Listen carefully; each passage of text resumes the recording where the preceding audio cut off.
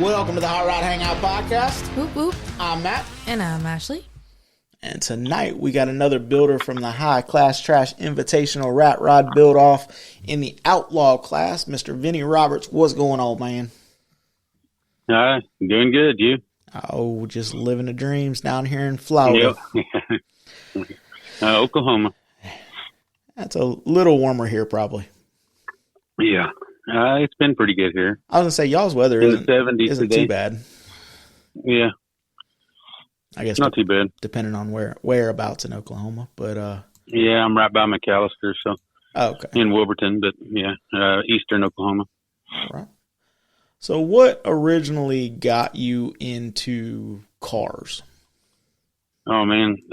My dad always was into cars when I was younger, but he was always into law enforcement, too. So it took most of his time on that when he really got into that more. So I just kind of started doing it myself. And there's a salvage yard here in town. I got to hanging out down there when I was 10. And that was about the time the Dukes Hazzard and stuff was going. So he had a 69 Charger in there, and he told me they were going to crush in about 6 months, and if I wanted it, I could have it. So I got it when I was 10 years old, my first 69 Charger, and I've had a few since then. I've always been kind of hung on the Mopars, but I went to, when I got old enough to go to Votech in mechanics, I jumped off in that so I could do my own cars because Dad was busy with the law enforcement stuff, and I kind of self-taught myself from there. And I know over the years I've had a few of them, a few Chargers. Were they, did you do them back, like Resto Mod restored, or have they always kind of been patina rides? Mostly back then it was all, I had one that stayed kind of patina through high school, but after that they went a little shiny, but Resto Mod, I was always back then, I was into Crush Velour and weird stuff, back in 87. So that's kind of the way they went. I never had a Dukes Hazzard car, or anything look like one. I just liked the Chargers. And my second car was a 68 Charger, and that's my favorite ones of them. Even though the Dukes is a 69, and I drove a 68 all the way through college and stuff. I went to OSU Tech in auto mechanics, and while I was there, I got off after I got all my prerequisites out of the way. I jumped over into auto body, so I actually graduated from there in auto mechanics and auto body, and ASE certified in engine building and paint. Actually, laying down paint. So, okay. Well, what is all car guys have them? What's one car that got away? Whether you sold it and regretted it as it was pulling out of the driveway, or just couldn't make a deal on one. Like I say, the 68 Charger, the second car I got rid of. That was the one I've always aspired to get back or have another one of. But I did miss out on I took a friend with me back there in college to a buy we were looking at, and he was into Spells, and then we got there, and as he traveled with me looking at Mopars, he got more into Mopars, and so we went and looked at a Hemi Charger, 69 Hemi Charger, and the motor was gone, but it was all a real Hemi Charger, and we talked on it, and a few days later I went back and to check on it again, and they said, well, we sold it to you. And I said, you didn't sell it to me. He said, no, we sold it to your friend that was with you. And that's when I found out he swapped Dodge. and to this day, he has more Dodges than me, but to this day, he's a Dodge guy. Yeah, and back in, 88, he was a Chevelle guy. So he took my Charger from me back then. So, that would be probably the highest dollar one that I've actually had my hands on, probably would have been, but. Well, it's funny because Mopar, usually, everybody else goes, like I grew up as a Chevy, my dad was Chevy, so I was Chevy. Yeah. And then, but most of the time, Mopar guys stick, it's Mopar or nothing, Mopar no car. Yeah. And our show is at Don Garlett's, which is a big Mopar guy. Yeah. and he does. He has a big Mopar show, and seeing some of those guys come out. That's one group that doesn't necessarily leave or build the same stuff. I mean, obviously you have the General Lee, and there's also I think they're brothers. They have the General Lee, and then the other one did a General Grant car. Yeah, that they go together on or go show together, which is pretty cool. My dad was always Ford trucks, and I still got his. He passed away a couple of summers ago, but I still got his 67 Ford out here. But he was always Ford, and I did have a couple of Ford, trucks along the way, but pretty much always stuck Dodge. But that don't mean that that's all I've ever built. I built a full show 4x4 Chevy, and most of the time it's just whatever ends up sitting in the yard too long. Sometimes my wife gets on to me because I have a son-in-law right now that's got a Rambler gasser sitting out here, a station wagon, and it eats on me because it's sitting out here not getting messed with, and the window was half down on it when he got it, and I kept, it needed taking apart to get it up, and she goes, "Don't do it. Do not go work on it." Because I'll start working on it, and before long I'll have a motor in it, and it'll be going, but yeah, I've built I joke about it, but I actually built a car from a hood before. I got a kick butt, like GTO Judge hood, and I start looking for parts until, damn it, if I don't have a GTO Judge built or something, that's the way I did the big green 87 Chevy. It was just a farm truck short bed, and before long it was 40-inch groundhogs and custom painted.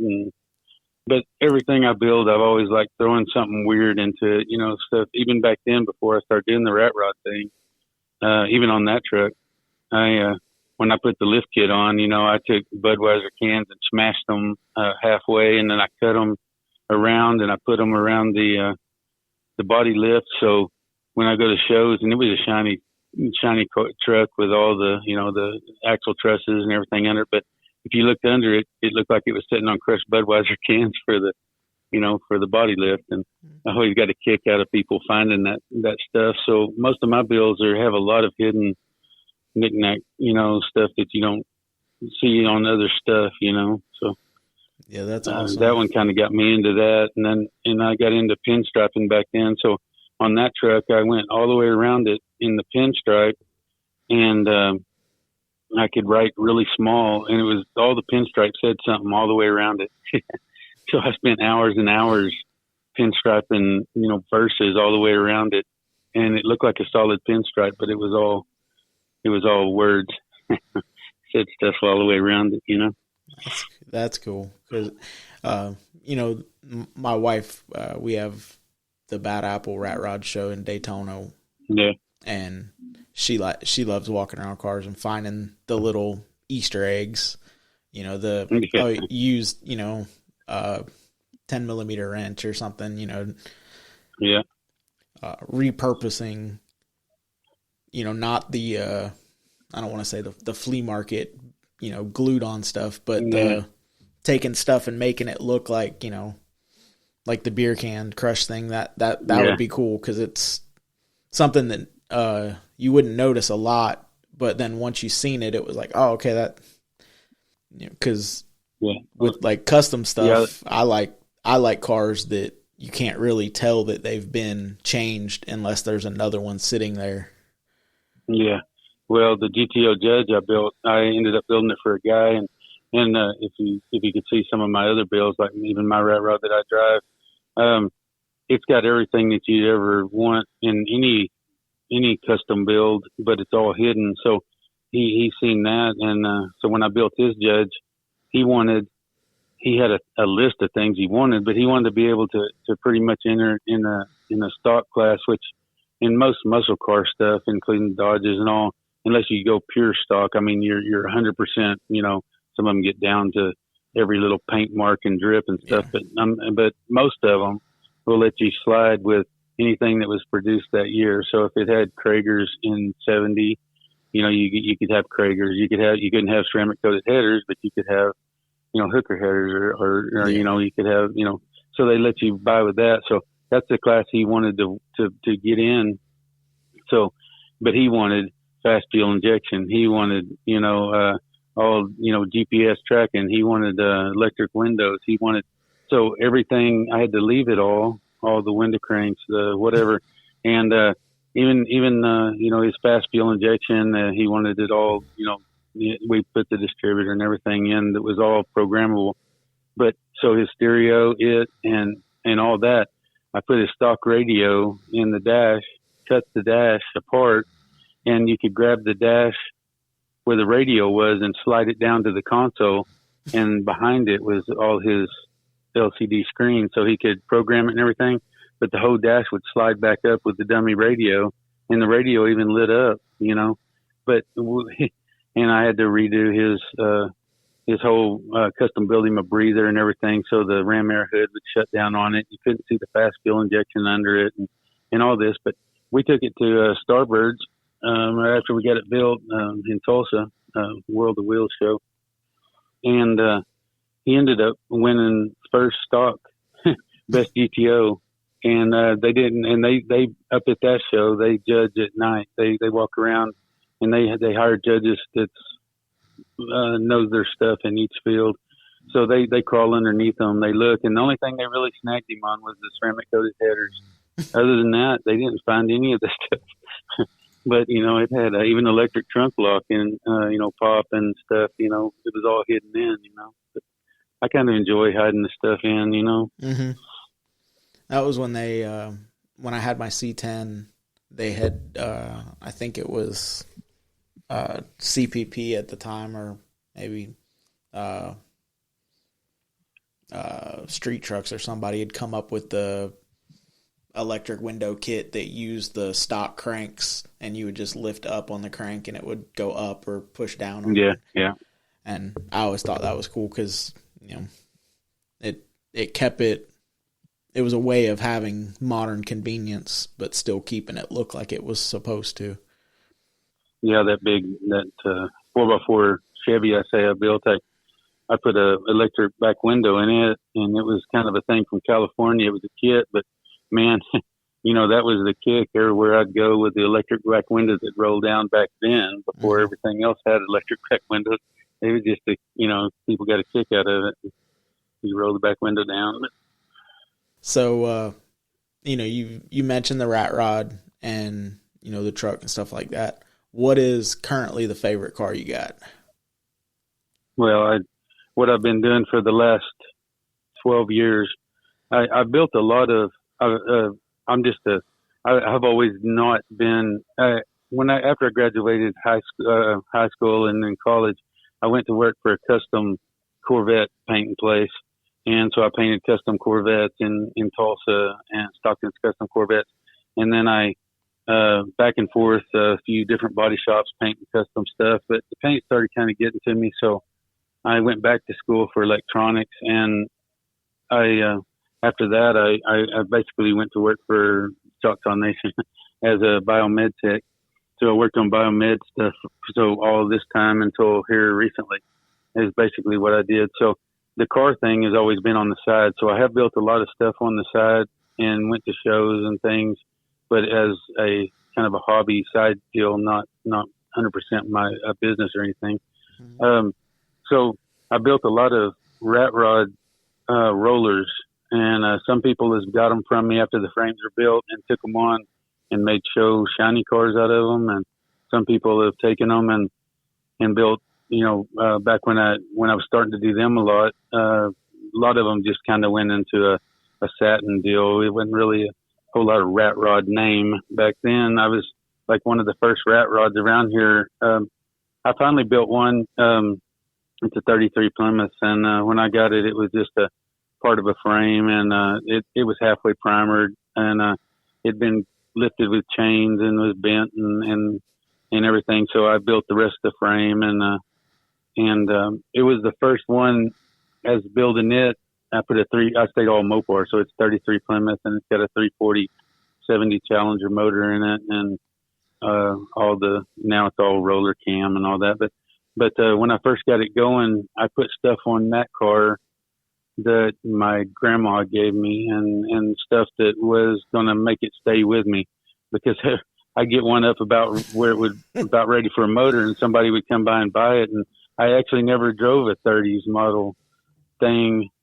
Actually drove down the road. Most of mine was, Mopars and muscle cars and all that stuff. And so I finally I put the motor in it, and I drove it down the road, and the window kicked out in the front, and the motor sitting up in front of me with 2 4s. And, I'm into Harleys and been in motorcycle clubs and stuff. And, man, it was like, being on a Harley with a motor, and the sound was about the same and kind of run about the same, as far as, shaking and rattling. And, but I thought, man, I should have done this years ago. So like I say, that was 12 or 13 years ago or so when I put that one together. And I've been, so a lot of people will throw, they'll build the next new thing or, whatever, but everybody that's been around me knows that's my car. So, I've built other ones since. I've built a big Gasser Scout 61 pickup and, a bunch of stuff.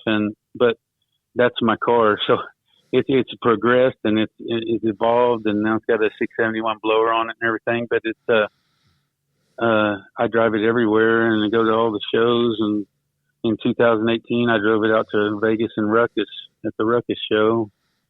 And, you can get in it and drive it anywhere you want to go. But that's what took me on this rat rod thing. And then, everything I've always added to it. When I started, I wanted it the dull silver, the copper, brass is kind of the colors I wanted of everything. So if it was chrome, it got blasted, or it all matches. And then I got into pounding copper, and so even the blower's copper now. So I wanted everything that went on it to be odd, but everything had to be vintage and worth something its own way. It couldn't just be a spoon or a fork or a bedpan or something like that. Yeah. I wanted it, it had to kind of fit in and kind of have that old vintage stuff. Even the copper I use is a friend takes it off of buildings in Van Buren. He rebuilds those old 1800s buildings, so it's all the copper flashing off the roofs. And so it's like a dark red copper. And I have a couple friends that's found more for me, and that's kind of, I've stuck with it. I've tried some new copper, but it's never was the same color, So yeah, it just doesn't have the same flair. Yeah, so I've just always kind of stuck with that. That's my rat rod. I don't have to build it. I've built others, like I say, and sold them and stuff, but I don't necessarily have to have another one myself. As far as that goes, I just keep evolving this one or building more stuff for it, but. That's where I got into the rat rod thing anyways. And I have a 70 CUDA I've had for 35 years on the Mopar side. And when I started building this rat rod, I would take it to one of the first car shows I took it to. My wife hollered. It was one of a car show where it was a big one, but you had to, when you got called to win or whatever, you had to start your car and then drive up to the stage and get your award. So she hollered at me from the stage, and I had the CUDA and the rat rod, and she said, you need to drive up. And I said, the CUDA? And she goes, no, the rat rod. And I said, okay. So I started up and I drive it up there, and they give me the award, and I come back and park it. And in just a second, she starts hollering at me again, and all the way across the field. And I said, she said, come back up here. And I said, the CUDA? And she goes, no, the rat rod. And so I get back in the rat rod and I go back up, and they hand me a trophy and some money. And I said, what? I said, what's up? I said, did I get the wrong trophy? Did you give me the wrong thing or what? She goes, no, you won best of show. And I looked out in the crowd, and at that time, I mean, I'd never been I never even won with the rat rod yet. I had, and I was the only rat rod there at that time, that back then. And, man, I was kind of worried about getting out of there, with all the shiny guys. And, but my wife came back. She said, yeah, there was a lot of people, mad and stuff. But she said, there was a guy next to him. He had his arms crossed, and he said, well, that just goes to show you how far rat rods have come. but like I say, I was the only one around for years, around my area anyway, that had, going the rat rod way. But like I say, the Cudas over time has got more boring to me because, I have much more fun with the rat rod guys. And then, people are all over the rat rod and talking stuff. And I've told everybody, I think the key is that, when I had my Cuda and primer one time, I had put new quarters on the back. Everywhere I went, people talked to me, or gas stations, they'd look at it, or people would follow me home trying to buy it. But when it was back shiny again, it just kind of fell off, and I think the key is to this rat rod thing and all is that people see what they could afford to build, or if you don't have it all the way built, they can look at it and see maybe where they go from where you're sitting. So it tickles their brain a little bit, so, and I think that's the real key behind the whole thing. It going to shows that I keep it keeps a good crowd around is for that. And then, the fun of finding stuff that people did crazy on them, but. And that was, when I talked to Jeremiah, that's what I told him. I said, with the build off, you're kind of showing people that it doesn't take the $250,000 to have something cool. Yeah. Because TV shows and, Mecum auctions and Barrett Jackson and stuff like that have made it appear like you have to have a lot of money to have something cool.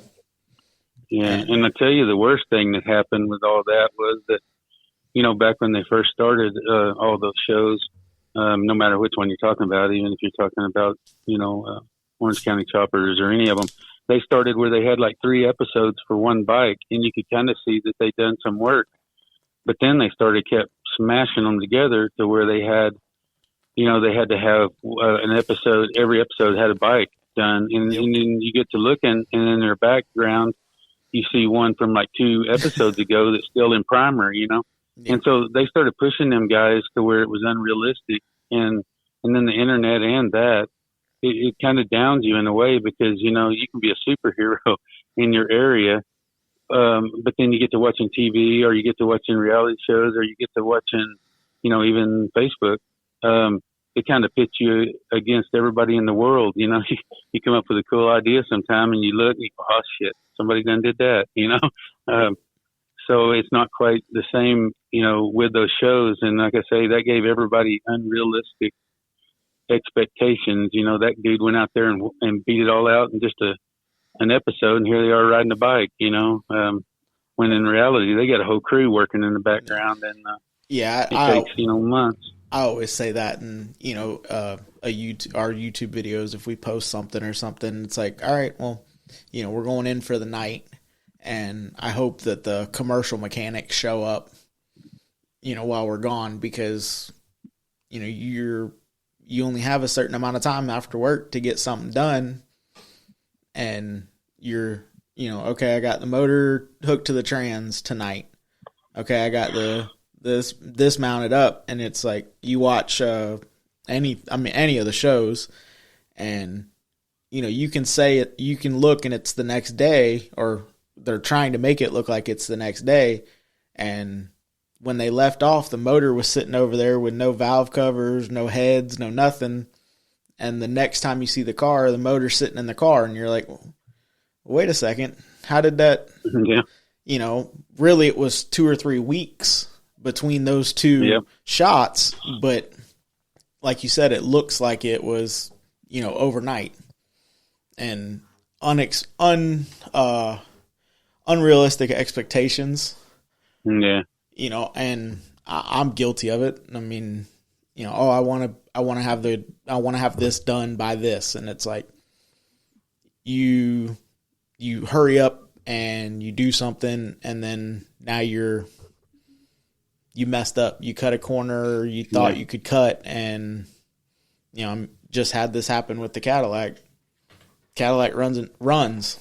It doesn't go forward and backwards because I made a decision on a filter in the transmission that was obviously the wrong one.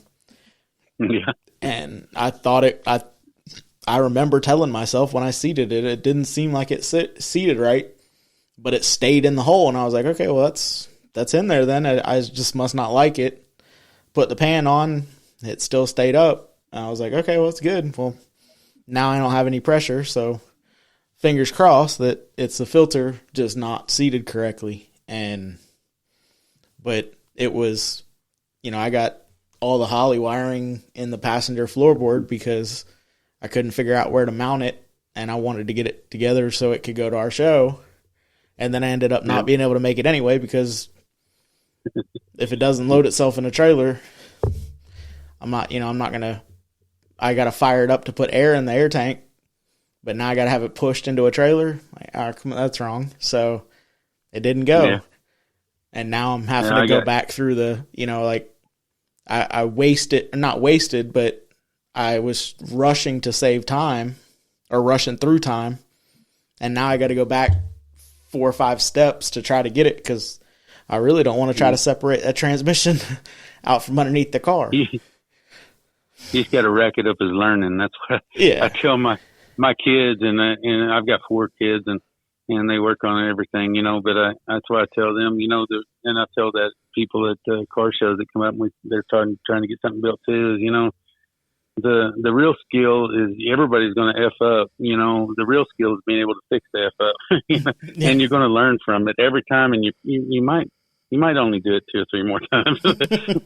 I wasn't going to say you'd never do it again, but I can't say that because I've done it 2 or 3 more times. And the number, and I know other guys have talked about this on here kind of, but I tell everybody, especially anybody that comes up trying to build one, is they got those unrealistic expectations by watching all that stuff. And so I tell them, whatever car you have that you're starting on, don't shoot for that big grand debut, so and so place. I said, because people are not going to know you built it. You might as well show up with something you went and bought at Mecom or something. So, So just get it where it's safe, get it where it runs, get it where it'll stop, where you can drive it, and get it there. And so then, even if you don't know what you want to do with it, if you don't know if you want to be satin, you don't know if you want to go lowrider, you don't know if you want to go rat rod, you want to be shiny, whatever. But you can live 5 lives with one car if you start driving it when you first get it running. Yep. Don't shoot for that shiny debut. That might not be where you want to be once you get. I'm talking to a lot of younger ones that's starting out and something. Just get it running and see how cool it is. Everybody talks to you about just getting it there, and then keep moving on, and then you're into unfinished, and then you're into satin if that's the way you want to go, and then somewhere in between you're kind of a rat, and somewhere in there you find the thing that's like, man, this is where I want to be right here. These people are cool around me. This is where I feel comfortable. Maybe I don't feel comfortable with the 100% show shiny car. Maybe maybe you would, and you get around people and you want to go full, Mexican lowrider, and you like all the engraved and the chrome and the stuff, and that's where it ends up going. But you could have 6 lives with one car, getting there if you just take your time. Very true, because I've never the Cadillac will be the first thing that I've had that's shiny, and because I've always said shiny paint causes stress, but whenever it really does. If you do something really custom, that when you get a scratch, it just can't never get it fixed easy. You're all the way out there in the middle with something that's not fixable. To make it look right again. Yeah, and that car, that car is my 5 or 10 year car. That was since I got into cars, I was like, oh, I'll have a 60s Cadillac someday. And we were going to do a build off that required a 6,000 mile round trip. And I was like, okay, well, chop channeled Model A with open headers didn't really seem like the car that I wanted to do that trip in.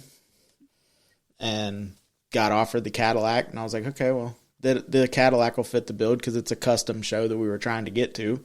And then it was like, okay, well, I'm going to do it. And it's going to be from the pillar or from the the windows down, it's going to be a solid color.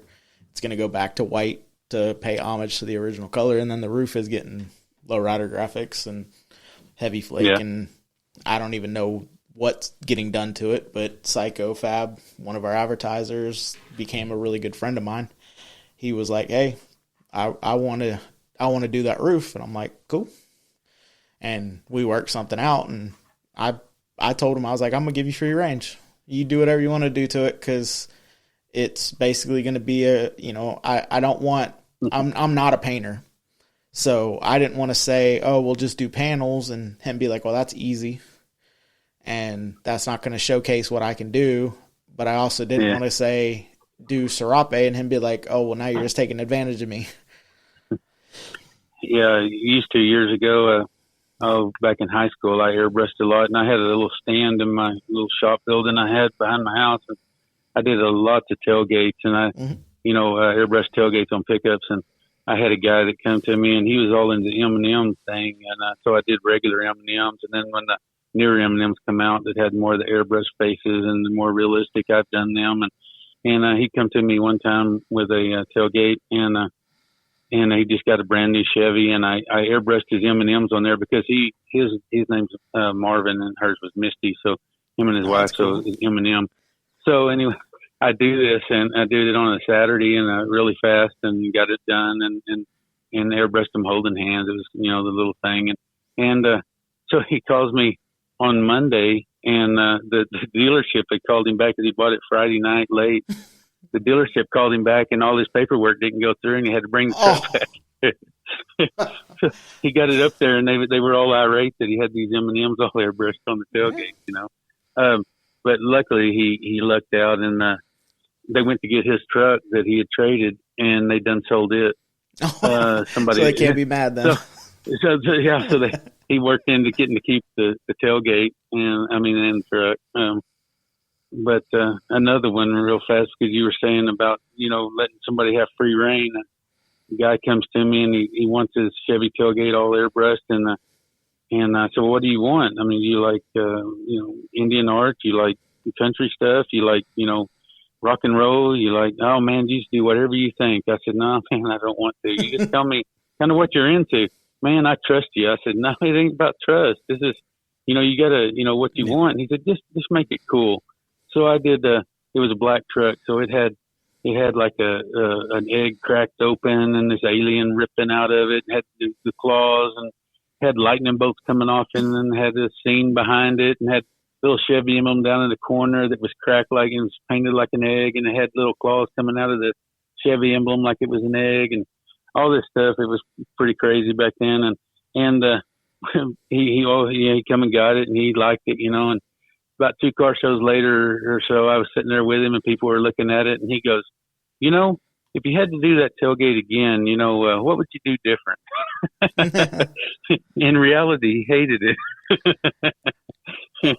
And that was, I went through the same thing with him. I gave him colors, and I was like, here, like, this is the colors. I don't want it. Originally, I wasn't even going to see the roof until the day before we left. I was going to take it up in the enclosed trailer. He was going to paint the roof, put it back in the enclosed trailer. I was going to go pick it up, bring it home, and then I was going to drop the gate basically when we needed to, load the car up to go on the road trip, and the internet was going to get to see it with me. And he was like, man, what do you want? And I'm like, and we've talked to ideas, and, I'm like, it's, his car has got, obviously being a custom painter, the whole car is done, flames and panels and isometric shapes. And I'm like, and he's got an idea in his head. Fortunately, now that trip's not going, or we're not going on that road trip anymore, I'll be up there, so I'll get to kind of try to learn a new skill. I'm probably not going to be, or I know I'm not going to be as talented or capable right out of the jump, but at least kind of understand a little bit of what goes into it, because right now I have no clue. Yeah. There's the key to that is, man, just load the taping and looking 2 or 3 steps ahead of your stripes and, back shading and stuff. A lot of the airbrush stuff, especially airbrush stuff, is a lot of it is not lines, it's shading. The shading is what makes the features, especially there's not very many people that can airbrush humans, especially women. I got some friends that some kicky butt artists that paint some wild, rat fink stuff, but they're women's faces. I don't know. I can't say how bad they look, but yeah, and it's it takes a special person to be able, to get the shading, to get the features, that look subtle instead of, it's not actually a line with a nose. Yeah, no, it's a shadow. Yeah, it's a shadow. Yeah, and that's the same with tattoos. You got awesome artists that cannot do portraits, and then you have guys that can do portraits that I wouldn't want them to tattoo anything but a portrait on me because the skill's just not there on that side of things. Yeah, and that's exactly, I've got them on me, tattoos everywhere, but that's exactly the deal, most of it, of course, there is a few more lines like in the nose or something, but it's still the shadowing that gets it there, that gives it that 3D look. And man, I'd a lot rather try to do airbrush work as tattooing as far as faces go, because you can cover up a lot, but it's kind of hard to do anything but a leather face over a bad woman face, on tattoo. You get that black, the black face. Yeah. Black square over where a face should have been. Yeah. But, so your build off or your entry for the build off, what's the plan? Well, like I say, I probably should have been an OG, but I really wasn't wanting to build I was wanting to not build a rat rod. And so I'm not going, full blast, nothing I build is the same, even though everything I build has character, whether it's the CUDA or it's got its own character by itself without me. The rat rod does too, everything. But and I've built 4x4s. I've built custom Jeeps back when. And then I know there's a lot of 4x4 cars out there. And then here recently I got, there's a couple of builders building a hearse. I got a 41 Cadillac hearse donated to me the other day, and I almost swapped horses. But what I had planned, and I guess that's what I'm doing, is I've got a 57 Plymouth Savoy.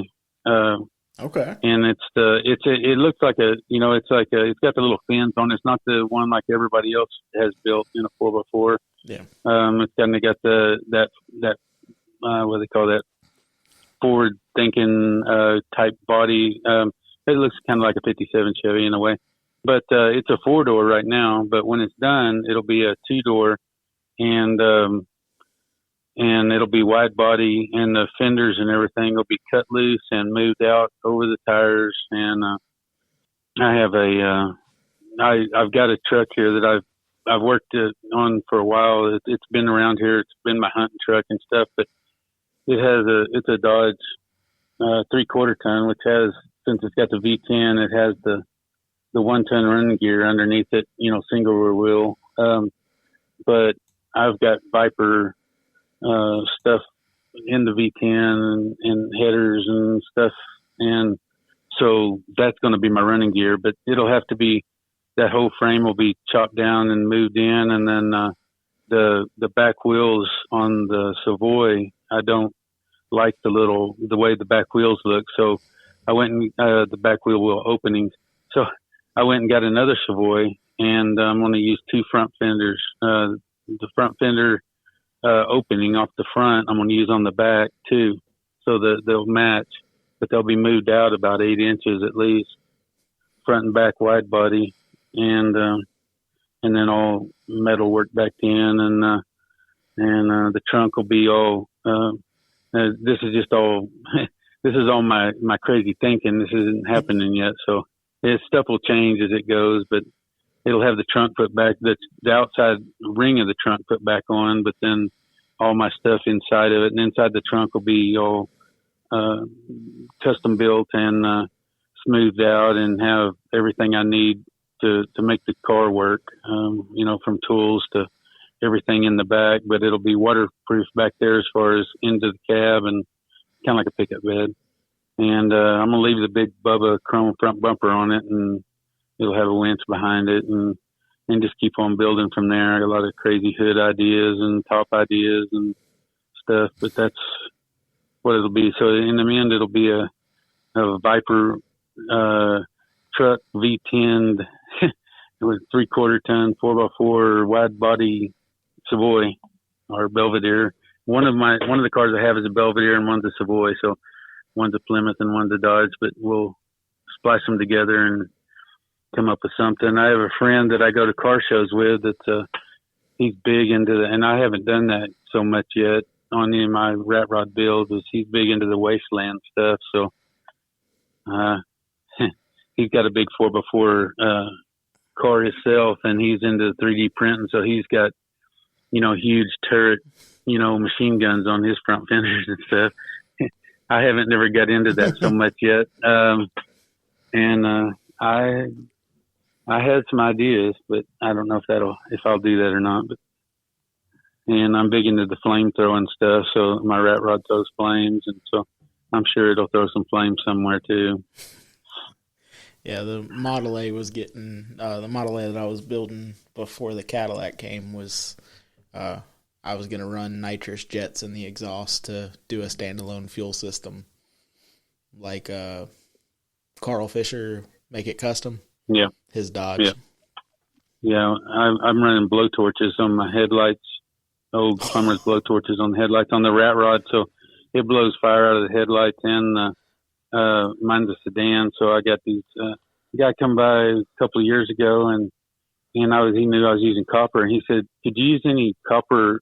He said, "It sounds great, but it's copper exhaust off of a 40 sailboat, and the backup motor has copper tailpipes." And I said, "Yeah." So anyway, I got copper tailpipes. After he brought them to me, I used them in 2 or 3 different ways, but it has copper pipes sticking out of the back corners of it, and so it blows fire out of the back corners, the headlights, and then the side pipes that are the only thing that run. The side pipes run off the motor, so they light off and actually blow exhaust gas when they light, but the others are running propane. And then the back ones shoot a mixture of kerosene, diesel, and copper oxide spray into them when they're going and go a little bit bigger. But I kind of got into the flames, and I built a lot of different flame kits for different people here lately. The rat rod's the one that's got the Mad Duck on the front of it, right? Yeah. Back when that come around, I'm a big fan of the convoy thing and the rubber duck stuff back before these really got popular. And I got with a guy that his dad built the original rubber duck for the movie Convoy, and his dad also built the Grammy Awards. He molded the Grammy Awards, and so I called him up and I said, what do you think I could get one, custom built, and I don't want it chromed. And he said, well, it's just me and these 2 other guys is all that's molding them right now. And he said, I'm on vacation. He said at the time in Hawaii. He said, when I get back, he said, I'll think on it. And he goes, it takes a little bit more work for me to dig through all the ducts and find one that's, perfectly molded that I can leave like it is, because the chrome fills up a lot of the voids and the problem areas. And so I'll look through them and find you one that's, as cast, that's really nice. And he said, do you want the cigar silver soldered in? And I said, well, I don't know what you mean. He said, well, we don't cast them with the cigar in. He said, the cigars, we silver solder the cigar in, it's separate. And then, and I said, yeah, I want it silver soldered in. So he goes, okay, well, so I waited about 2 or 3 weeks, and I never heard from him. So I called him back, and he said, I'm still in Hawaii. And I said, man, I don't want to keep after you. I was just wondering, I'm in no hurry, but I was just wondering if you thought about it. And he said, when I get back, I'll holler at you. I said, well, if you think about it and you're going to do it, I said, you'd have some more money to put in some Huda skirts over there, And he said, I'll get with you.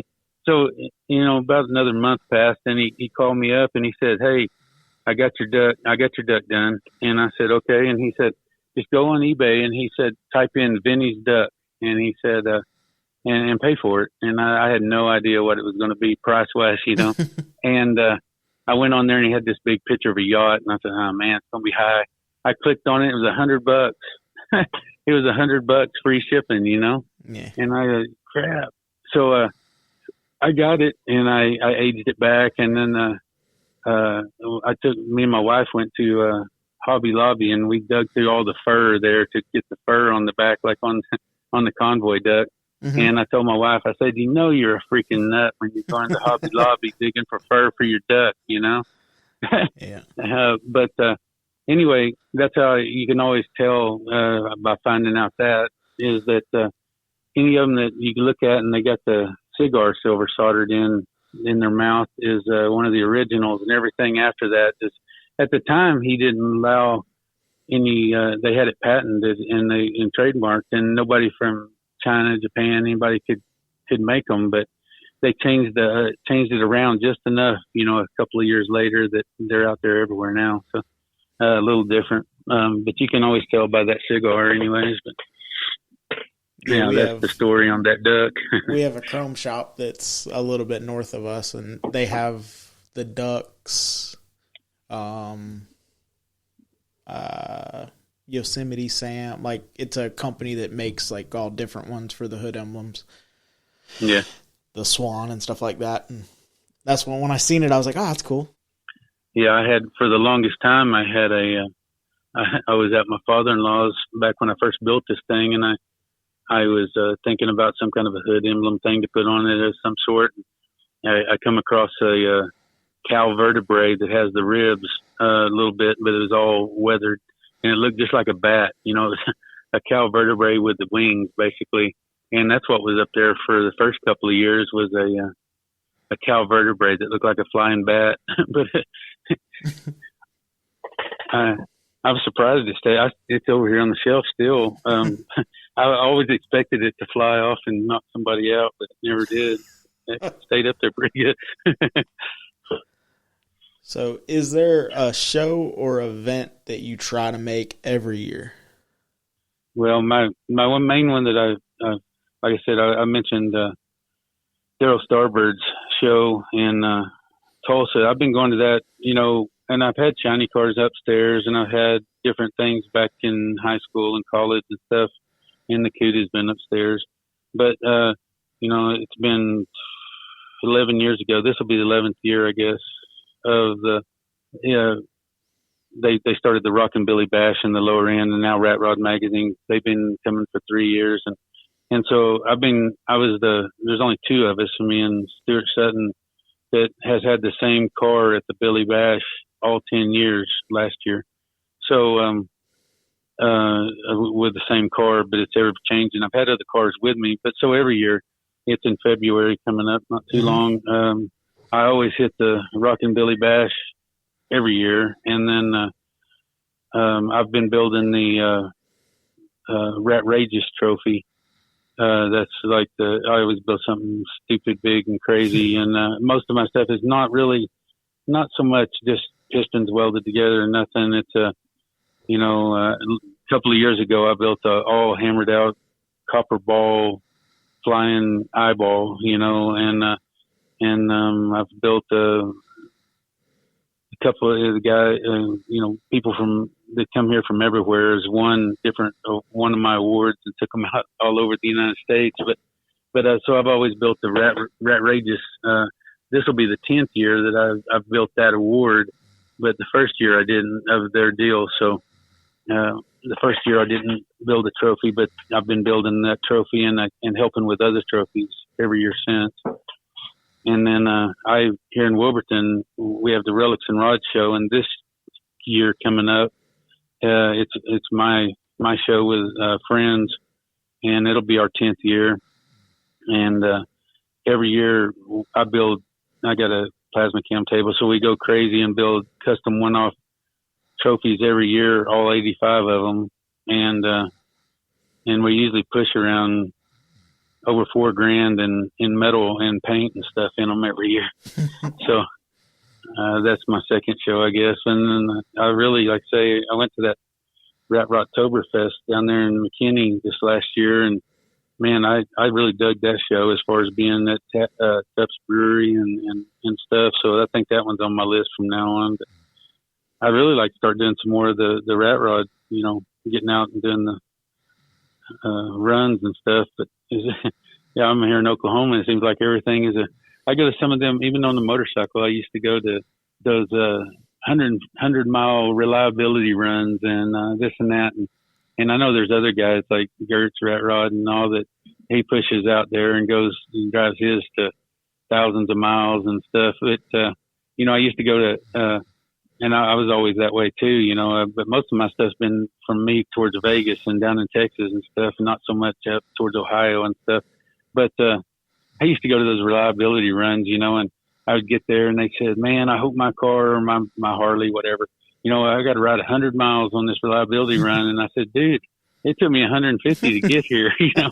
Now I'm going to ride another 100 and then I'm going to ride back, Yep. And I did that with a power tour. I went all the way to New Orleans, from Oklahoma to start the power tour and then come all the way back to Kansas, Kansas City. So, a lot of times, being here in the middle, there's not a whole lot of big fancy stuff going on. Most of the time when I run, the run's getting there and back, not the run at it, So.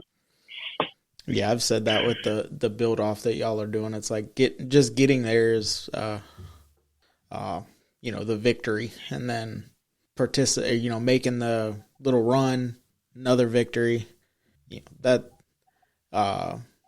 I'd rather do the reliability run type or the cruises and stuff like that than the participation trophy shows. Oh yeah, I go to some of them that I went to one of the most memorable like that was they gave out all these little bitty participation like soccer trophies and yeah. Anyway, it was a C10 class and that's become a big thing. There's a lot of C10s out there now, so they give out all these trophies and they didn't even have like the name of the town or definitely not your class. And she goes, they give out, and their list of classes was like on a legal size sheet of paper. I mean, it was bunches of them. And so they get down there to the end and she goes, apparently we had a lot more people in the C10 class this year than we usually have. So we're going to give out 5 more awards. She's trying to get rid of all the dang awards. Yeah. We did, for the past 2 years, we did just 3 awards, and then our advertisers and car clubs, we asked them to build trophies and give them out to try to but next year we've decided we're going to do a few more trophies, or a few more awards. I don't really want to call them trophies, but just to try to, because I didn't want it to turn into like you showed up, so you got something. Because it's more about just getting together, catching up with old friends that you haven't seen in a little while. It's always a double-edged sword on that whole thing. I mean, you got the trophy chasers, and then like I say, you don't want to just give out junk, and then if you go too much, like I have here lately with ours, is that people really get hurt when they don't get to take one home, because they're really expecting this, something cool. And then, you just can't give everybody one. And, and it's hard to get a show going that you don't give anything. I mean, unless it's just a really fun time to be there. I mean, I've got to go to about 3 shows that's that way. And it's just a blast because it never has been a trophy. One of them is, it's like a deal for the homeless and stuff. And, you take food and you get to eat by giving them food or donations. You get to eat and hang out, but you can come and go all day. So there's people going and doing something and coming back and stuff. And it's really laid back and it works for them. But of course that's in a bigger city, to draw to my little town or anything. Like I say, it's always a push back and forth on that trophy thing. And then you get into all the judging. That's even worse, Oh, and there's a lot of expense that people don't see that goes into putting the show itself on. Because people ask us, why do you charge if you're only giving out, that few awards? And it's like, well, see that dumpster over there? I had to buy that. $1 million insurance. I had to buy that. It's like there's a lot of money that goes out. Yeah, and people, trust me, I don't make it back. Yeah, people have no idea. Even our town here, in our state, you have to pay $500 for basically a fee to have a live band. Even the people that have those,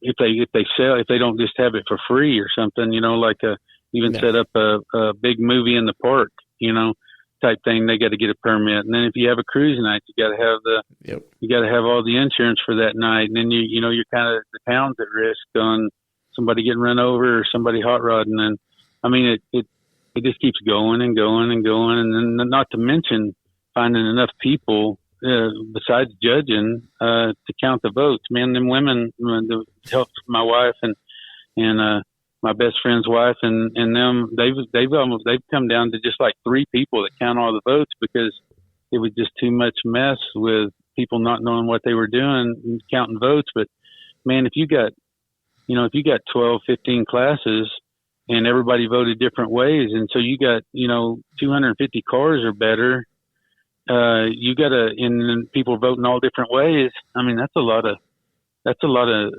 marking, and figuring out. And most of the time they don't have just like 2 hours to do it. By the time the votes get in and they start tallying them and then coming up with a specialty, it's crazy in a day, like Starbirds, they got, 3 days to do all that. Of course, downstairs isn't judged like upstairs at Starbirds. It's basically they have the effing cool awards and different things, but it's all kind of judged by shops and stuff. He usually picks different shops and people that build custom, or maybe celebrities that come in and they turn in their choices and stuff. So it's not one rat rod against another or anything like that.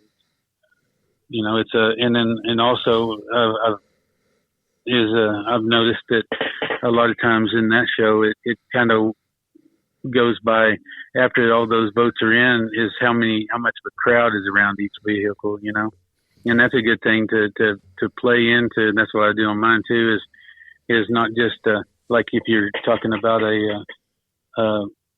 not just what you like or what other people like, but what's all the crowd doing.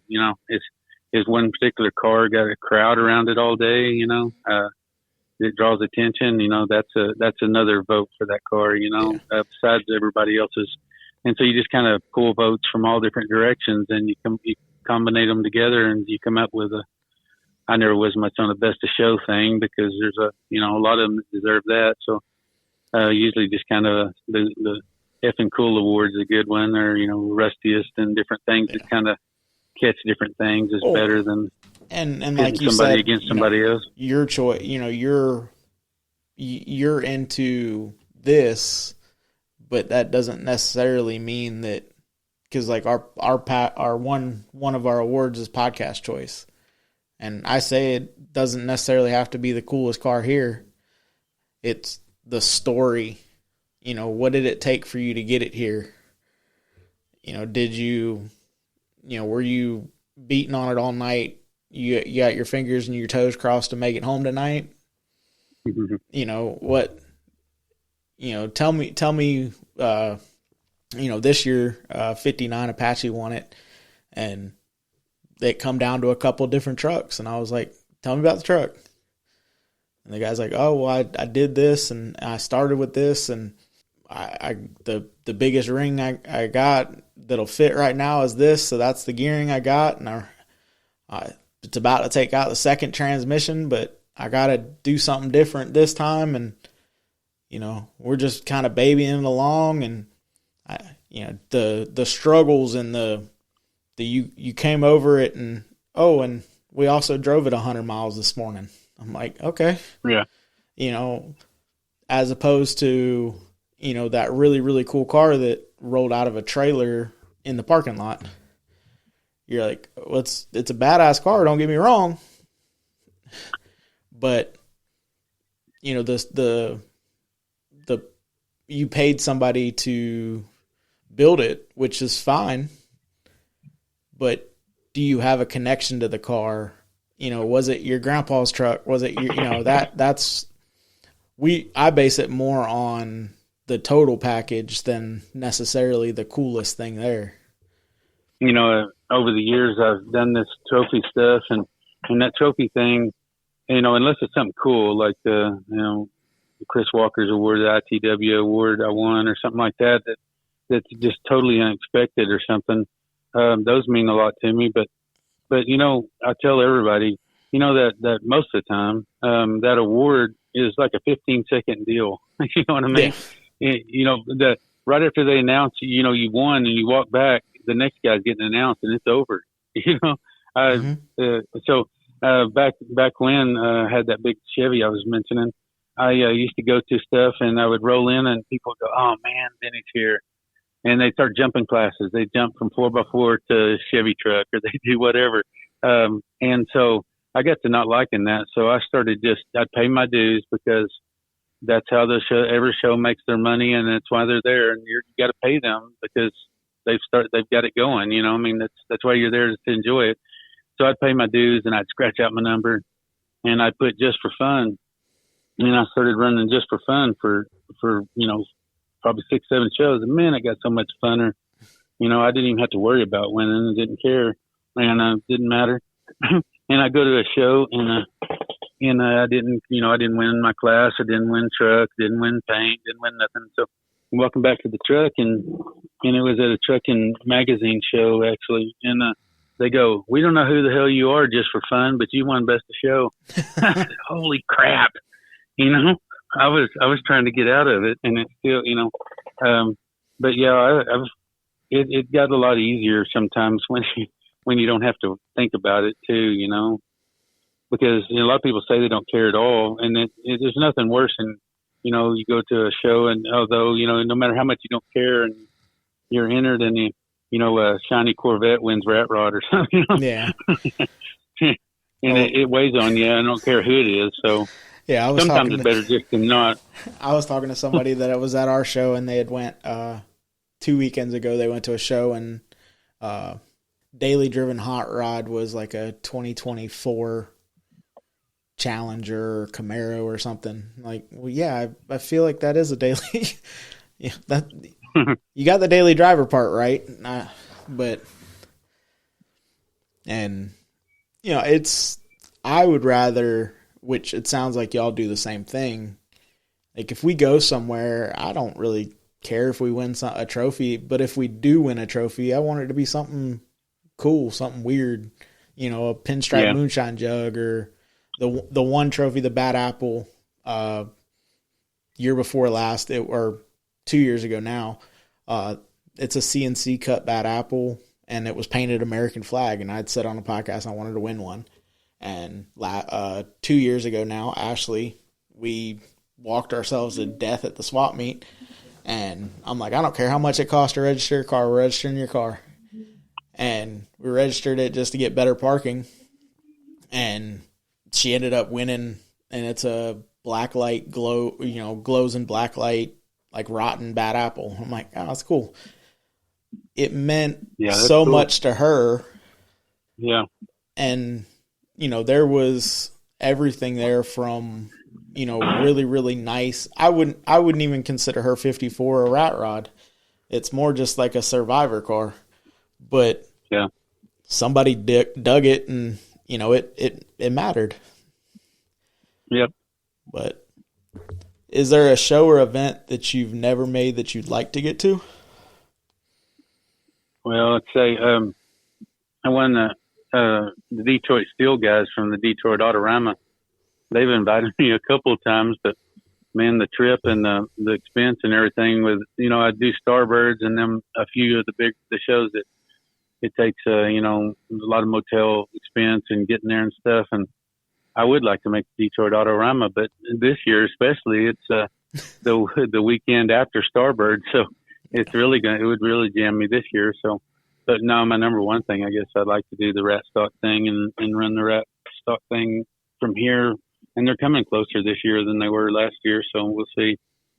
Maybe this build off thing after we do it, it'll be something I can run into, drive it to that or something. But even on this thing, I was kind of wanting to build something like this anyways. And it just gives you motivation. Sometimes you got to have motivation to keep pushing. You know, I don't have a whole lot of people around here to come and hoorah me on or nothing. I'm usually by myself 95% of the time. So I do some awesome shit on occasion, and I you go, all right. And I mean, nobody's ever going to know. There is nobody around to see it happen, you know?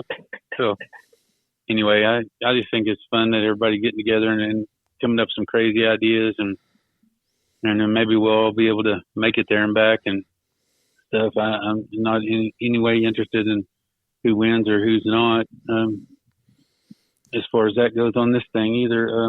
I was in a couple of other build offs and I've won one and stuff too, but, and they were like, you know, Jeremiah was saying, one of them breakneck things that, you know, half the, you know, at least a third of them didn't even, you know, wasn't able to run yet because we just didn't have time, you know, and I built my Scout in like 3 months by myself, and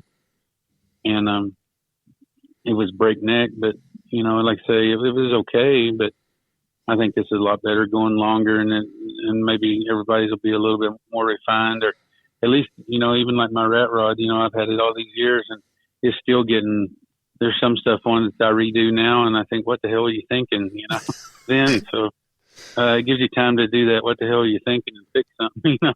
And if there's nothing else, it gets more refined anyway. Well, and also, you know, with the one thing with this build off that I commended Jeremiah on was the time frame.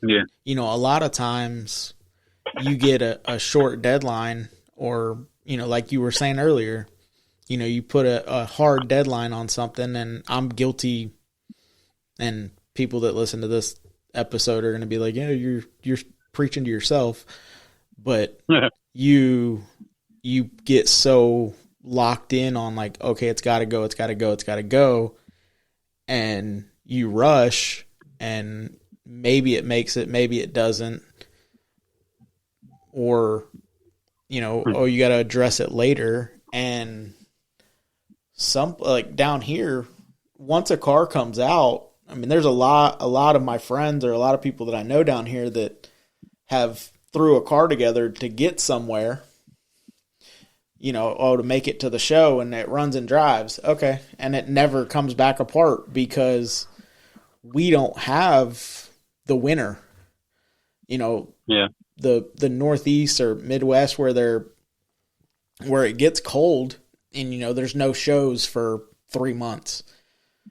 They're like, okay, well, I got to put the car in the garage. I might as well do that stuff that needs done on it. Where here, we don't have, there's not a time where there's more than a month where we don't have a show or something to go do.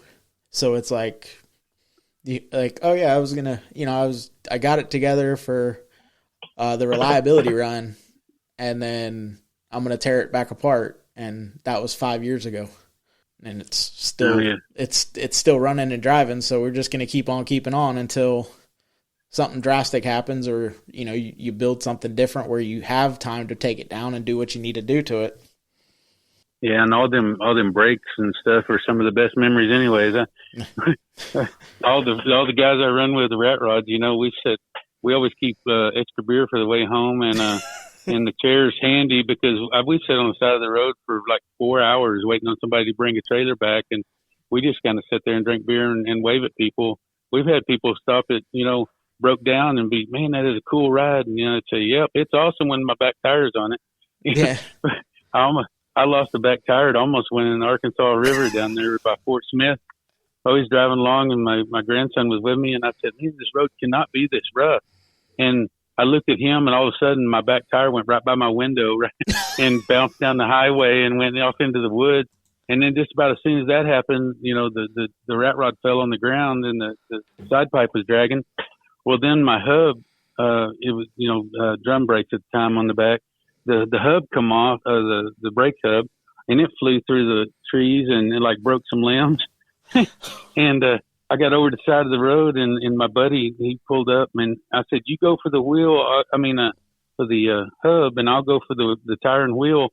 You know, because it was getting dark on us. It was after a show and coming home, you know, 100-mile run, and we had to gather up our stuff. But that thing had broke all 5 lug nuts. I guess, you know, studs. I guess one of the lug nuts or two started coming loose, and it just started wobbling, and it just broke all 5 of them, and off it went. But yeah, so you know, and then from then on, every time we go down that way or something, hey, wasn't this where we sat on the side? Yeah, shut up. Oh, that was her car. Her car has been pretty reliable. It's, you know, I've never had to go to it with a trailer, and it's always broken the yard. But we were coming back from the drag strip riot. It's about an hour and a half from us, and we were coming back, and it ain't got a fuel gauge. So I was like, well, I plan to drive it to work, you know, this week, so I'll swing in and get gas. That way I don't have to worry about it. And I pulled over, got gas, and went to crank it, and it was vapor locked. So I'm sitting there next to the fuel pump, people are driving by, and, you know, I'm mad at the car, which, you know, it just needs to sit there and cool off a little bit. But, oh, nice car. And you're just like, you know, you could probably get this joker for a Big Mac right now. You know, nice car, as you're trying to like shove it over and act like it actually runs. You're just trying to, you know, I don't want to start it up just to drive it 20 feet. And I even went as far as my buddy called me. He's like, "Hey, what are you doing?" I'm like, "I was swinging in to get gas. What's up with you?" He's like, "Oh, I was headed, it's going to stop by the house." I was like, "Well, come grab me from the gas station and take me to the house, pick up truck and trailer, come back." And I pull back in, and Ashley starts dropping ramps on the trailer, and I'm like, well, before we load this joker, I said, let me just try it one more time. I breathed on the key, it started up. I told her, I said, throw the ramps on the back of the trailer, let's go. And get it home, and I was like, still, it's got 100% success rate of making it in the driveway. And now it got close enough that there's a small block and an automatic sitting in the shop, and I think it knows that it's going in it, so now it's throwing a real temper tantrum. But again, it's only broken my driveway, so I can't be too mad at it. Well, that's over because you just bragged on that. Oh no, it's broke now. It don't run right now. Yeah, no, it's gonna leave you sitting for fun now because you didn't say it wouldn't. You always make it back. We've owned it for almost 3 years, and it's been great. And then, like I said, this time right here, and I'm like, oh, well, the motor and trans it's dedicated for that car. It was supposed to go in it a while ago. I was just waiting for the Cadillac to get up. That way we had something to drive while I was doing the swap. And because they're both not supposed to be broke at the same time. It called my bluff. It broke, and now I was like, oh, okay, we don't have anything to drive for right now. But, you know, it is what it is. It's not the car you know, it's never the car that you want to take if you're in a rush, because it doesn't matter. Even if it runs great all the time, it will change its mind and not want to run until you're just like, okay, I give up. I'm going to be late.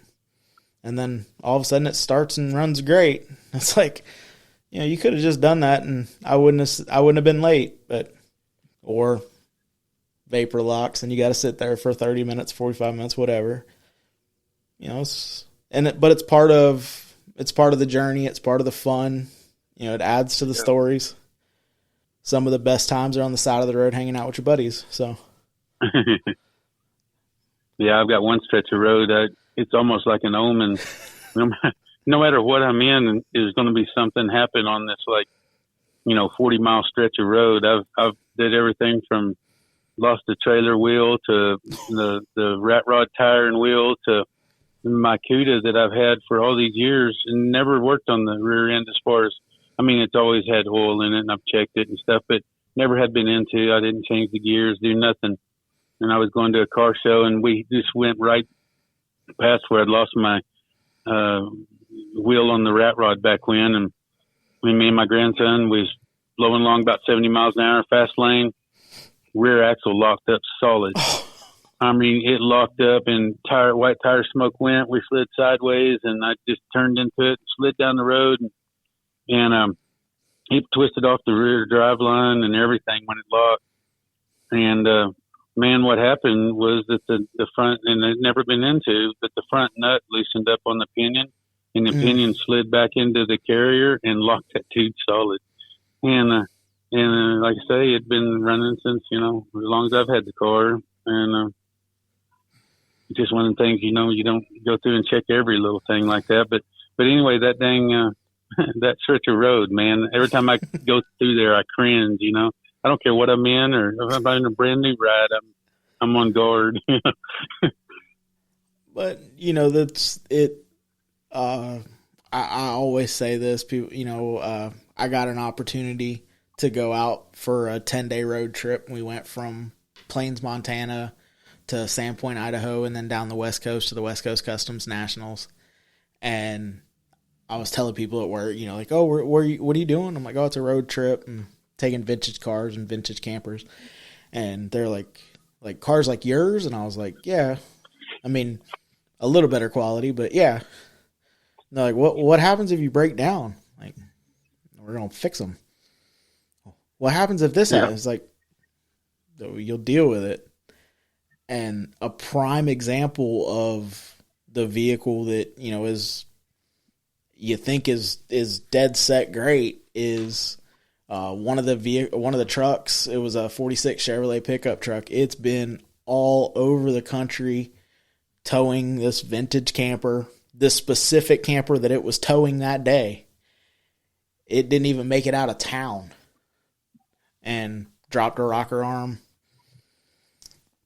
And he went back, got the F-150. He's got a 65 F-150 that, it looks like it's from 1965. It is showroom. It is about as perfect as it could be. And he finished the trip, or he made the trip with that. But people are like, you pull up somewhere and it's like, well, where are y'all going? You drove it from where? Yeah. Like, yeah, now you're giving me a complex because I got to drive this jugger home tomorrow, and you kind of act like I'm shocked that I'm here. We took her car. Yeah, that's like we took her car to Jacksonville, and it's like 3.5 hours one way. We pull up at the hotel, and the guy's like, "Where's Bushnell?" I'm like, "About 3.5 hours that way." He's like, "Oh, did you just buy it?" And I'm like, "No." "Are you selling it?" "No." "Well, why are you here?" "Oh, there's a car show tomorrow." "Y'all drove all the way over here just for a car show?"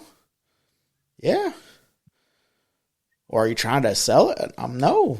"And I'm trying to make it back home." He's like, I just can't believe you take off like that. And it's like, and it took some convincing. I had a buddy, he's like, "Well, why don't you want to, why are you not going?" And I said, "Well, it's never been that was its furthest trip." And he's like, "Well, what would they have done in 54 if they needed to get over here?" He said, "That was the daily. They hopped in the car and they drove over here." And I'm like, "You're right. I can't say anything. I can't deny that." Yeah, that's one of the, there's like 4 or 5 questions I get every time, and I've got to make it a game now. Especially with other friends with rat rods or sand back trucks, like my buddy's vintage truck or whatever it is. What's this one going to, can I ask you a question? And it's I can tell you which question it's going to be, if it's an older lady or if it's it'll be the, is it street legal? Do you drive it? Did you trailer it here? It'll be one of those. But one of my favorite things to do at any of these shows is I let everybody sit in it. There's been girls all over the top of it that've taken pictures of it and stuff, but I always get a kick out of it when you say they're looking at it and you go, "You can sit in it if you want." And then they sit down in it and they go, "Oh, is this yours?" And I said, "I don't know who the hell it is." But I'm sure he don't mind. And they're like trying to dig out of it and you go, no, it's mine. That's priceless. But that's one of the funniest questions is, You're already sitting down. Well, is it yours? No. Yeah, it's awesome too, because Ashley wasn't into. She enjoyed cars, but she was never really like allowed to enjoy cars. And then we got together, and I'm like, "Hey, garage is my happy place, so you're more than welcome to come hang out, but that's where I'll be at."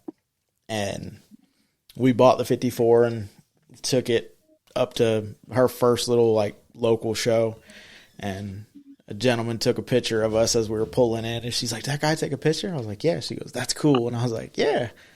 And it was a sea of shiny cars and a back end, and here comes the zombie crowd coming over, and you're like, "Oh, well, are they gonna ask me to move, or what?" And, "Oh, is that a 54 Chevrolet?" "Yes, sir." "Oh, I took my wife to this," or the stories, or even non-car people at a gas station. They might not have the right car, they might not have the right year, but they know that growing up, their family had a car that looked something like that. Yeah. Everybody can kind of identify. It invokes an emotion, and hearing the stories of how it was back then kind of gets me. Yeah. But we got a 67 Coronet station wagon I've had it's been in between me and my wife in the family for a long time, and that's what it'll do. It's just sanded back, and it's not shiny or anything, but it's kind of a grocery getter type, station wagon. But anyway, it's a station wagon, so the back window rolls down and it sits down, but the seat's turned around backwards in the back, looking out the back window. And everybody, older will remember sitting back there and whatever. But I'm telling you, they all remember getting back there when they were kids, but they can't get back there no more. I've had to help people. They got in such a bind trying to. They said, I said, "Well, you can sit in there if you want. You can try it." "Can I?" "Oh yeah." And boy, they try to hop in there, and knees don't bend, back don't work. And I said, "Wait." I said, "Sit down on your rear, and then just spin around and put your feet in the floorboard, and then kind of halfway stand up, and then spin around and sit in the seat, But and then so I've had people all kinds of bound up trying to get in and out of the back of that station wagon, but it was so easy when they were a kid, and they can't do it no more. Well, and also, if it's normal height, it's easy to get, easier to get in and out of. But like watching people accordion themselves in, my mom and dad picked up a 34 pickup truck for a little while, and, doesn't matter. We are way bigger, taller, thicker than they were in 1934. And, it's like, once you get in, it was sort of okay, but getting in and out of it, you're like, and I'm not super tall, but even the Model A, I hadn't chopped it yet, and kind of had the floor base where it was going to sit, and I stuck the seats in it, and I'm like, oh, this is not going to be like, once I get in here, I'm probably going to want to stay in here. I'm not going to want to get in and out of this thousands of times a day. But we do it to ourselves. So. Yeah. Yeah. Well, I don't know about that. I think that's all the crap and growth hormones are throwing at us. But I got a Model T thing traded to me a few years ago, and it wasn't my thing. But after I thought, well, it'd be cool for the kids to take pictures in and stuff. And I had an old war motorcycle a guy wanted, and he traded me this Model T. But anyway, he told me, he says, if you've never driven a Model T before, you can drive a Model T. But if you've driven a car before, you're screwed. And he was right, because the pedals are all different, and you got to drive with your feet. And the gas is on the steering column, and you got to time it on the timer on there too, and all that. Yep. But I'm telling you, man, them people, I've seen a lot of those shoes from back in the 20s. Mine's in 1914, but I've seen all them people's shoes from back then, and they got to be like a man who wore a size 6 or something. It's almost impossible for me to get I wear a 13 to get my feet in between all them. And, the middle pedal is the reverse, and the right pedal is brake, and the brakes in the transmission, you don't have them on the wheels. And then the other one is all the way to the floor is low, and middle is neutral, and then all the way off of it, and you let it go, it's high. But you got to do all that with your feet. And I'm telling you, man, them people were small, because you got to wear the right shoes to get on it, and for me. Well, even a T-bucket that's been converted, before my mom and dad picked up the 34 truck, he had asked to borrow a trailer. They were going to go over and look at a T-bucket. And I told him, I said, Dad, you're too tall for a T-bucket. He's like, no, it'll be all right. And he sent me a picture of it, and it was the, straight vertical steering column. And I was like, there's not a whole lot of room in there. And yeah.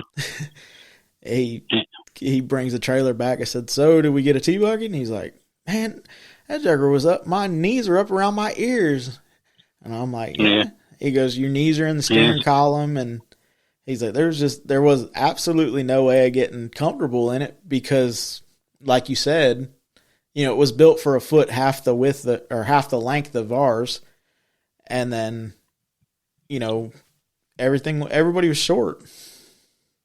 Yeah. And then, even the fiberglass T-bucket, it gets worse if they don't have doors that open.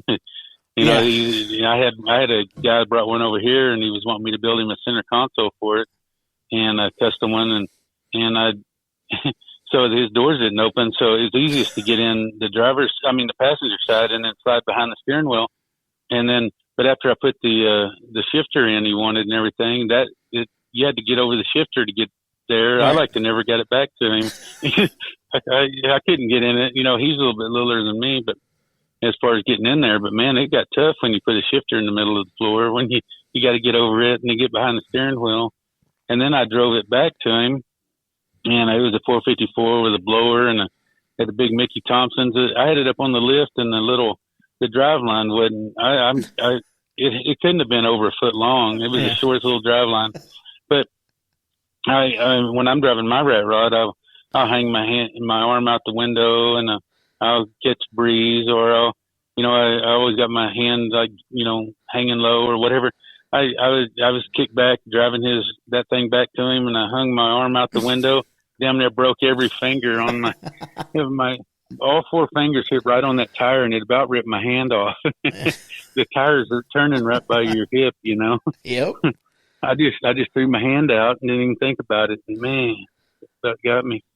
But I was thinking, man, if you ever got sideways in one of those, you'd be sitting on the side of the road watching it drive off, because you're just barely sitting in them as it is. Well, and even some of the, the original customs, the Ed Roths, the Barris cars, the Uncertainty and cars like that, and you're like, man, what they did back then, and then how they did it, how they got in and out of them, how they, it's like, what the, there's so much. I seen, what was, at West Coast Customs, they had the Barris, and Winfield obviously had his haul because he had just passed. But they had some of Barris's, the wilder cars that he had built, and seeing some of them, I'm like, how did your head even get wrapped around like, oh, I'm going to do that? But then also they weren't, you're looking at it now like, I don't know if that I could drive it. How do you get in it? Well, number one thing, they were out for the look and the glory of the build, and not the being able to drive it thing. It takes somebody that, really, that's what I kind of like seeing, is somebody that spent the time making themselves fit and comfortable in a crazy build. I mean, once you top channel, bring the top down, all that, and then a lot of people do that, and then like you're talking about your seats, it's kind of the last thought, and you go, man, how am I going to make something work in here? And you end up having to chop it all up and make something that you can't even, you're not even comfortable starting it and moving around the yard in, because it was the last thought. Sometimes that thought's should be the first thought, and you work your way out. Mm-hmm. I had a friend, well, matter of fact, we did it on Jeeps too, but you build the frame around you, and yep. then you're actually sitting down between the frame rails, kind of like on the old Hudsons, the frame rails, and like on some vets, the frame rails right by your hip, under the skin, but your seat's sitting down in it. And that way you can chop it and bring it all down. And then the body's channeled over the frame. And, you're setting kind of the drive lines beside you. If you're going that low, if you think about all that as you're building, it's really cool to, that somebody spent that much time making themselves comfortable too, not just building something that's chalk and all. Yeah. I was building a 4-door, and I sat where the back doors would have been. And because the transmission was in the car with me because it laid on the ground. But that was part of the, I had talked to, a matter of fact, he's doing the chop this year at Starboard. I had talked to Zach about, I'm like, hey, I want to get as much room as I can. And he's like, well, just build the frame kind of like you were talking about. He's like, just basically mimic the body with the frame. That way you can build your frame down in it. He's like, your transmission hump is going to be bigger, but at least you'll be down. I'm like, there is no transmission hump. Transmission's in the car with me, like a race car.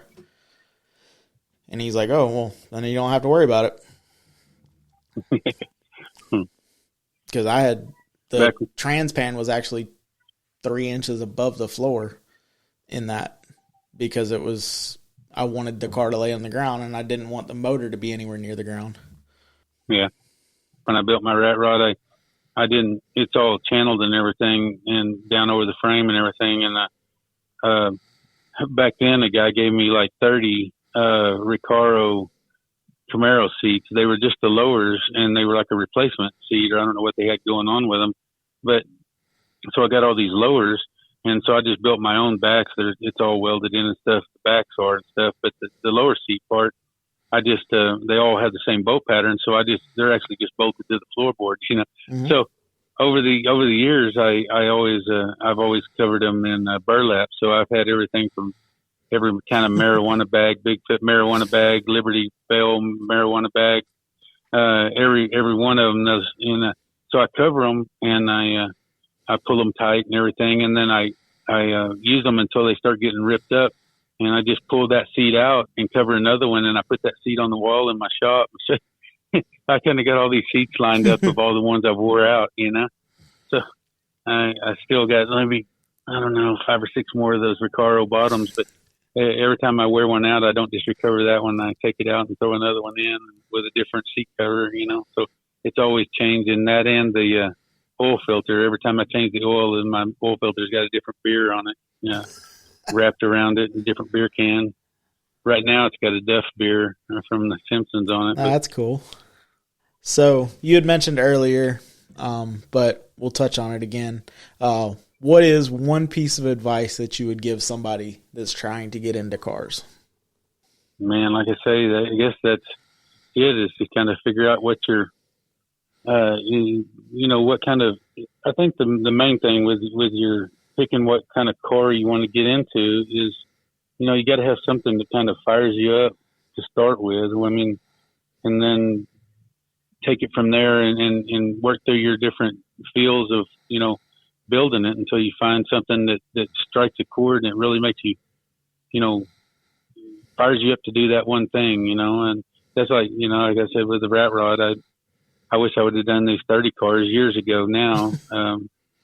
But the Charger still fired me up if I had one. I don't even have a Charger no more, 68 or 9. I got this Cuda and different ones, but yeah, I think that's the key, is just to kind of pick something that already fires you up to start with. When you look at it, kind of stirs you, and then you just kind of got to play with it from there and go where you want to go. I mean, I've told people before, and there's no rhyme or reason why you like a certain brand. Maybe you was around it more, or whatever, But if I I've told people before, if I walked across the parking lot and I seen and they'll probably make a Ford person mad here or something, but if I seen a Ford pin, a writing pin on the ground, I wouldn't pick it up probably, But if I seen a Dodge one, I'd be like, holy crap, I'd pick it up and think I won the lottery for the day, I don't know what makes a person, like a certain thing.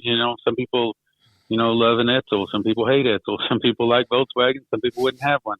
But find one that fires you up and it gets you started. Your fire starts, and then everything you add to it or you come up with, or every comment you get on being cool, or that they admire something you did, it just adds to that fire and it keeps you going, I guess would be that deal.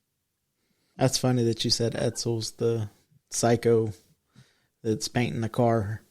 I think he's got the market cornered on Etzel's in South Georgia. And he's got, I think he's up to 3 or 4 now. But Rustalina is, and it's like how he picked it up is exactly how it is. And he's like, hey, he did put one of the vintage air, or not vintage air, but the electric AC underdash units in it, because his girlfriend drives it more than. He's talking about those vintage airs. Go ahead. And that I asked him when I was like, what makes you? He goes, I don't know. It's just because because they're weird. Not a lot of people are hunting them. And he was like, it's 3 years, so it's not like there's ever going to be an abundance of them. I'm like, yeah, that's true. It's funny how stuff that was around everywhere is just gone now. Well, there may be some of these station wagons that there's probably not 2 left in the world because they were all trashed, years ago. And now that some of the ugly, funky stuff is coming back and being so hip because nobody's seen it, Well, and that was, that's, the cars that never sold or were, didn't get sold or weren't popular are now the ones that you can find because, like you said, with working in the junkyard, that Charger was in the junkyard. Most of those 68, 69 muscle car era cars, that was, unfortunately, that was their demise. Yeah. And, so you don't have a whole lot of, 4-door. I never even would have thought of like wanting a 4-door, but station wagons have always kind of tickled me a little bit. So it's like, oh, I'll do a wagon one time, but it's the vehicles that back then nobody wanted, but now they're around because it's all that's left. You kind of run out of, you see that with you mentioned C10s earlier. It was there for a little while. It was Apaches. Then Apaches got where you couldn't afford it. So then it was 60 to 66 C10s. Then you got where you couldn't afford those. And then it was 67 and up. And then now it's OBSs. You're seeing a lot of cool OBSs start getting built. Yeah. Hey, you talked about that vintage air a while ago. One of the funniest things about the last 2 years, especially this last year, I've seen 3, and one was a really cool old chopped Pontiac, and it was all chopped and channeled and everything.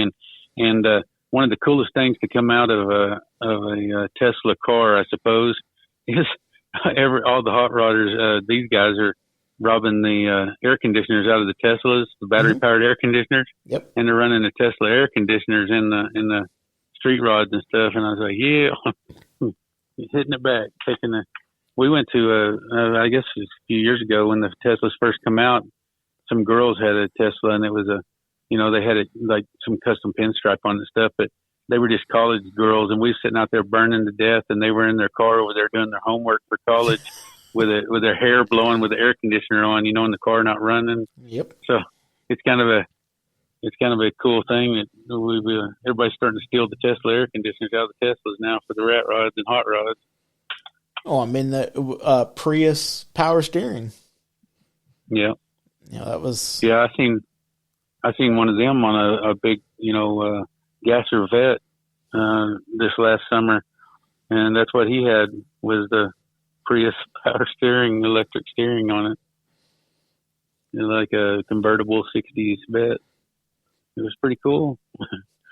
Well, and you have to, like, if my Cadillac, the kid that had it before me broke the AC box trying to take it off the firewall, and it ended up in the trash, and can't order a '62 Cadillac AC box. So I was like, all right, well, I was looking into Vintage Air or something, a behind dash unit. They don't sell nothing for it, and it's on air ride. So it's got an engine driven compressor on it. So if I ever put AC back in it, I would have to use one of the electric compressors somewhere else. I've said it numerous times, it doesn't matter the generation of cars that you're doing. We're all doing the same stuff. The mini truck guys call it body dropping. Old school hot rod guys call it channeling. Yeah. And body and drop. Yep.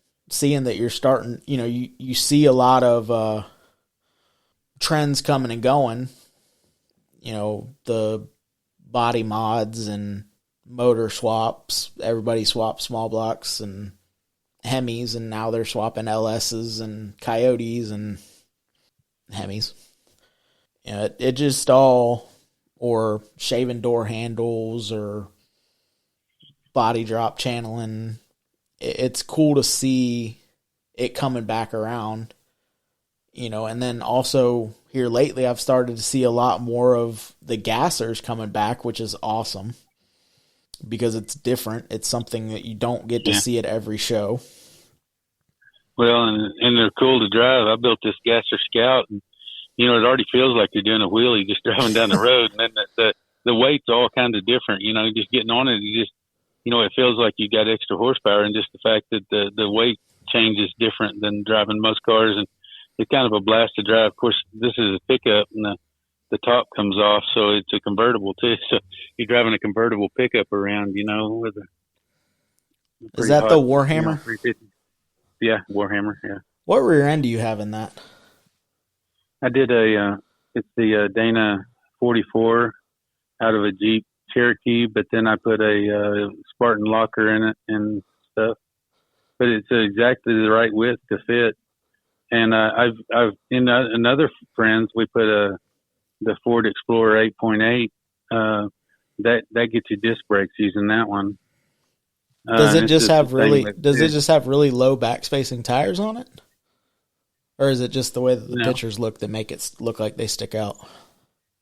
Well, it depends which one's on it. If you're looking at the picture that has the Sportsman's on it, they're really sticking out. Oh, okay. But it's got 60s on the back right now, and 50s, and they stick out just a little bit. But if you can I can put a 275 on a 8-inch wheel on it, and it'll set under it. Okay. Good.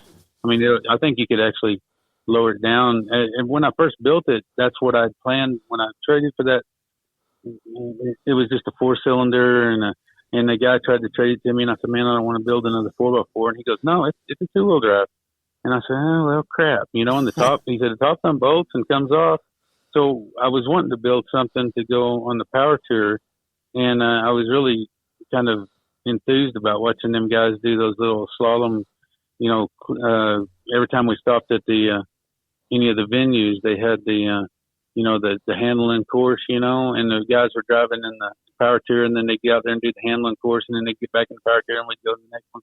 So I thought, man, I'll build that into a low handling ride, kind of like a resto mod, but it'd be cool because the top will come off, and I could set it in the back, and I was going to put a little mini race bar in it, and I could run a bikini top, on top of it, kind of like a Jeep, but it'd be a low rider, and so I had it lowered for a long time until that build off, and I didn't know I was in that build off. I told them I was maybe interested, and then they called me and said, "Hey, you coming on that build?" I said, "What build?" And they said, "Well, you're in this build off, and I said, it was a rat rod build off, but kind of a thing. And I said, "Oh crap!" So I got out there and I pulled that 4-cylinder out, and I had a 350 that I had there that I'd won at a car show, and so I built all the brackets for it, and I installed it from underneath. I put it in from underside instead of the top, and so it's actually mid-engine. The distributor's right by my leg on the inside, and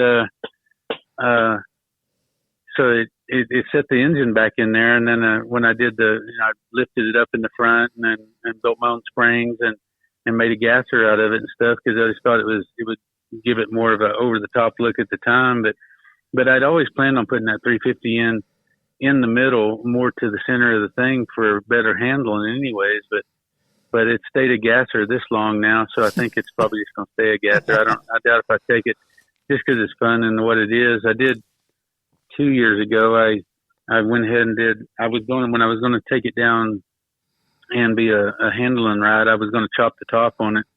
Those tops are way too tall. They're goofy looking. They look like a tall T when you're looking at them from factory. And so I took 4.5 inches out of the top, and so the removable top's 4.5 inches lower in the front window. So when you pull it off now, and it's a convertible, it's got a little speedster front window on it, but it's a gasser chop top, so it's kind of weird looking.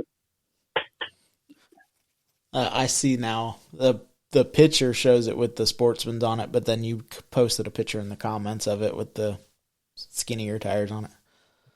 Yeah. That's cool, man. Yeah, I didn't even notice it was chopped until you just said that, and I was like, it does have a... my dad had the SUV version, and the roof was so rotted that he turned it into like a roadster. Yeah. The Scouts have always been pretty cool. Well, yeah, like I say, it's like a bunch of stuff. I wasn't into it, but it just kind of fell here, and then I got into it.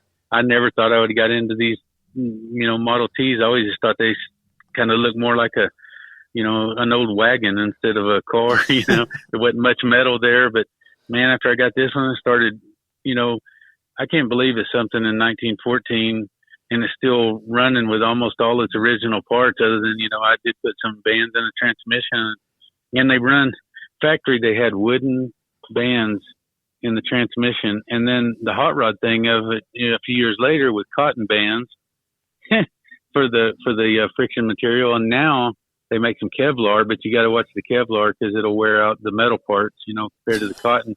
But it's odd that something, those things went all over the world, and especially the Model A's. There was made more of them than the T's, but with that technology, and this thing I can go start it right now, and even in the snow or anything, and it'll put right through it all and do whatever. And it's a 1914, Yeah. So it really kind of started firing me up about how the old stuff worked. I started rebuilding the coils on these wooden. They got a coil per cylinder just like new cars, but they're little old wooden coils, and I built my own machine. I've been rebuilding the coils for people here lately, so they're just kind of interested in how they work, Very cool. You never know what you're going to get into when you're mechanically inclined anyways. Sometimes that's what, on all my Sledgehammer custom stuff, on one of them it says love and the other one's hate, and that's it. It's just like everybody else in this build off, you can't sleep at night. You're thinking about all this crap. And sometimes it's almost a plague on you. You can't get out of it. Oh, it's definitely I can definitely attest to the love and hate relationship of cars. But I appreciate you coming on, man, and I hope that we're going to be able to catch up, or hoping we can make it out to Mississippi to catch up with some of y'all. So, yeah, that'd be cool. But like I said, man, I appreciate it, and can't wait to see what you come up with and the final product. All righty, man. Nice talking to you. Yes, sir. Well, guys, till next time, get out and drive your shit. Later. Later.